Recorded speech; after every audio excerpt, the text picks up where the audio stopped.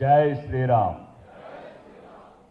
ఈరోజు సుమారు ఒక నెల 2 నెలల నుంచి సన్నాహక సమావేశాలు, నేను పాల్గొన్న సమావేశాలు ఉన్న ఒక కన్ఫ్యూజన్ అయితే తొలగిపోయింది. మప్పులు తొలగిపోయినాయి. పున్నమి చంద్రుడు వెలిగినట్లు మా అన్న అభ్యర్థిత్వం డిసైడ్ అయిపోయింది. గెలవాలి. ఎవరి గురించి గెలవాలి, ఎందుకు గెలవాలి?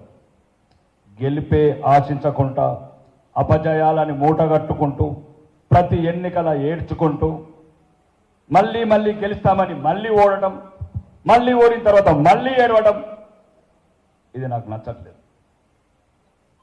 నా దగ్గర కూడా అంటే నేను ఎందుకు చెప్తున్నానంటే విజయం ఎంత గర్వంగా ఉంటుంది, విజయం ఎంత ఆనందంగా ఉంటుంది. దానికి నిలువెత్తు నిదర్శనం పైడి రాకేష్ రెడ్డి. నేను రాజకీయాల్లోకి వచ్చినప్పుడు చాలామంది పెద్దలు ప్రతి సమావేశంలో చెప్తున్నారు, మేము 30 ఏళ్ళ నుంచి వచ్చినాం, 20 ఏళ్ళ నుంచి వచ్చినాం, 35 ఏళ్ళ నుంచి వచ్చినాం. మా పార్టీ ఆఫీస్లో 2 చెట్లు ఉండేవి. ఒక చెట్టు పచ్చగా ఉండేది, మాత్రం పూత వచ్చేది కాదు, కాత కాసేది కాదు. ఇంకో చెట్టు ఏమో మంచిగా నిండుగా పూత ఉండేది, కాత కాసేది, పండయ్యేది. అదే పవర్, అదే అధికారం. అధికారం మన గురించి కాదు, మనం నమ్ముకున్న వాళ్ళ గురించి, నాయకుల గురించి, ప్రజల గురించి, ముఖ్యంగా పేద ప్రజల గురించి. ఎంతసేపు ఢిల్లీ, మధ్యప్రదేశ్, రాజస్థాన్, మరి మనమేమిచ్చాం భారతీయ జనతా పార్టీ, మనమేమిస్తున్నాం భారతీయ జనతా పార్టీ. రాబోయే ఎన్నికలలో 3వసారి ప్రధానమంత్రి కాబోయే నరేంద్ర మోడీ గారికి మల్కాజిగిరి నుంచి ఏమిస్తాం, తెలంగాణ నుంచి ఏమిస్తాం. ఎవరో గెలిస్తే మనం సంకల్పించుకోవడం ఎందుకు? మధ్యప్రదేశ్లో 5 సార్లు గెలిస్తే మనకేమొస్తుంది? భారత ప్రభుత్వంలో మన పాత్ర ఎంతుంది? ఈ ఎన్నికల సమరంలో మన విజయం ఎంత పాలుంది?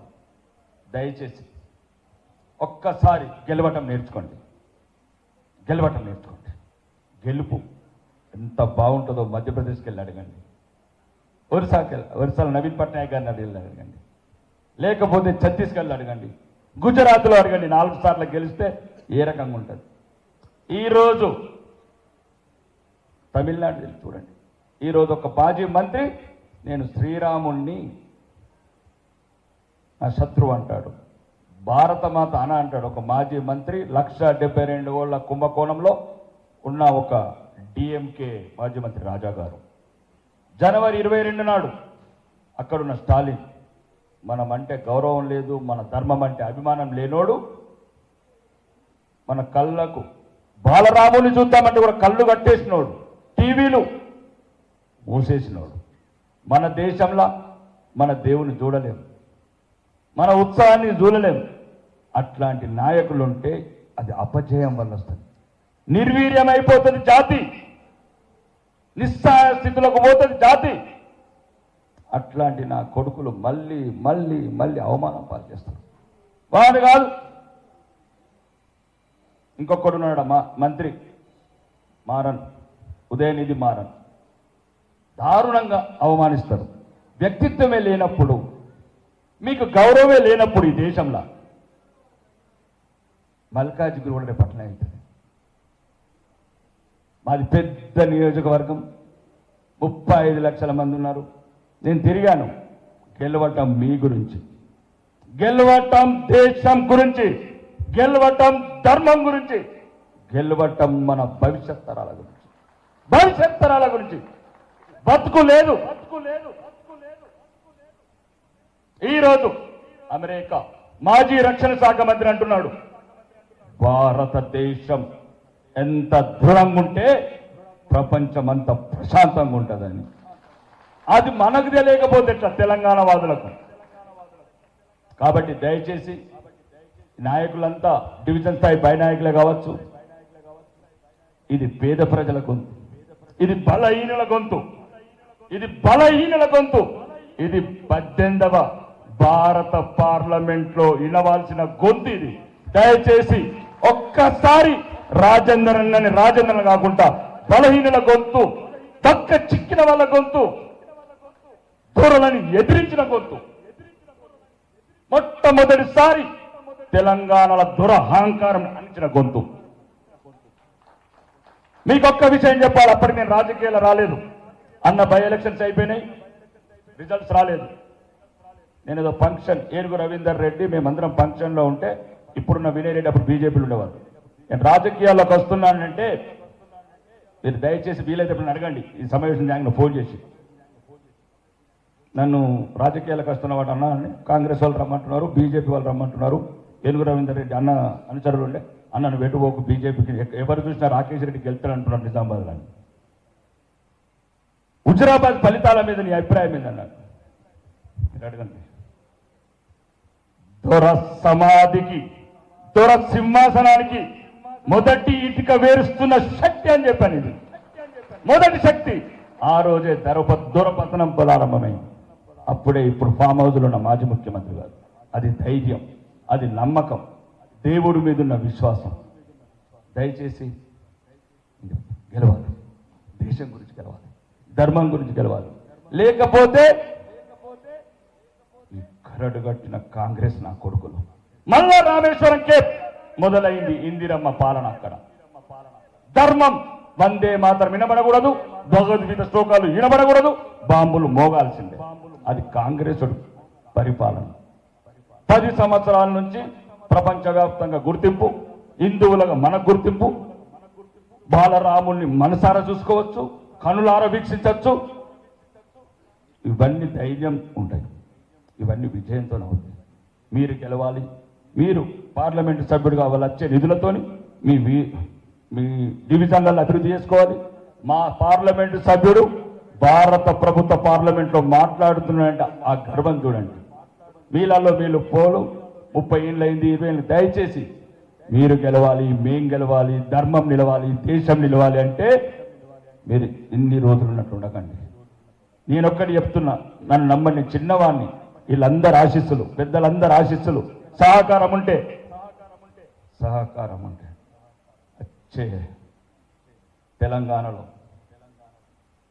భారతీయ జనతా పార్టీ జెండైన కాషాయ జెండని సెక్రటరీ మీద ఎగిరేయకపోతే చూడండి, యుద్ధం. ఎన్ని రోజులు ఇళ్ల మీద ఎగరేస్తారు? ఎగిరేయండి సెక్రటరీ మీద, ఎగిరేయండి తెలంగాణ అసెంబ్లీ మీద. ఎన్నొత్తులు కండువాలు వేసుకుంటారు. గవర్నర్ ముందు కూర్చోండి, డీజీపీల చిక్కర కూర్చోవాలి. అది అధికారం మనకే కాదు. 30 సంవత్సరాలు పనిచేస్తున్నా. ఈరోజు నరేంద్ర అన్న మేనల్లుడు అని చెప్పారు. చిన్నప్పటి నుంచి టైగర్ నరేంద్ర అంటే ఉప్పొంగిపోయినాం మేము. అట్లాంటి వాళ్ళని మేము సన్మానించాలి. ఇట్లాంటి సీనియర్ నాయకుడు ఇప్పుడు చెప్పారు, వాళ్ళని మేము గౌరవించుకోవాలి. కార్పొరేషన్ లాంటి బుక్కలు పెట్టాలని దింపాలి. మేము 30 ఏళ్ళు చేశామా? ఇప్పుడు రామన్న అనుకుంటా అక్కడ కండు వేసుకున్నాడు. అట్లాంటి వ్యక్తులు మేము గౌరవించుకోవాలి. చెట్టు పెట్టినరు, విత్తు నాటినరు, చెట్టును పెంచినరు, ఫలాలు లేవు.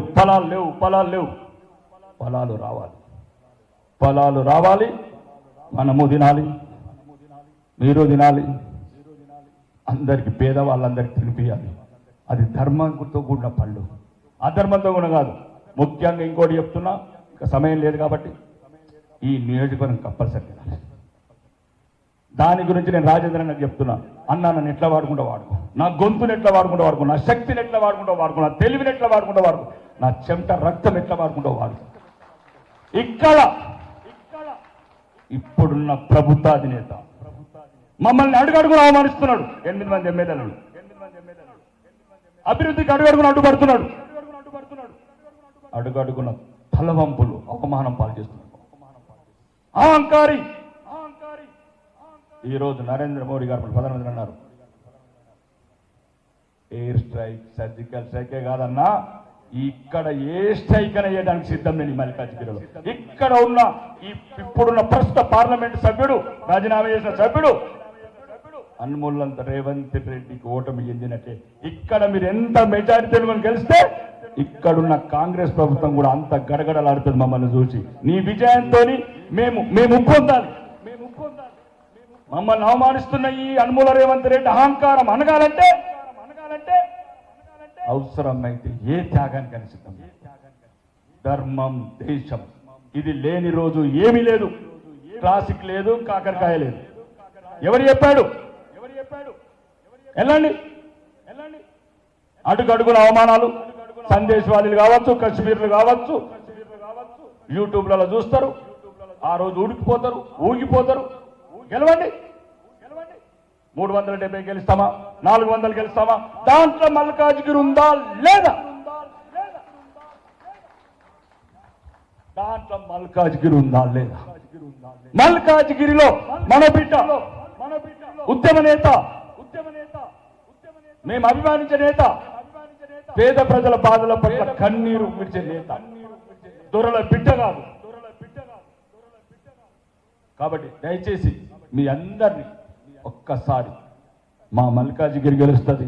తెలంగాణలో సుమారు 12 నుంచి 14 సీట్లు గెలిస్తే మేము అన్నలాంటి వాళ్ళు పార్లమెంట్లో కూర్చుంటే, మేము ఆ పార్లమెంట్లోకి వెళ్తే కన్నీళ్లు, ఆనంద బాష్పాలు, రక్తం మొత్తం కలిపి తెలంగాణలో తొందరలోనే భారతీయ జనతా ప్రభుత్వాన్ని ఏర్పాటు చేస్తాం.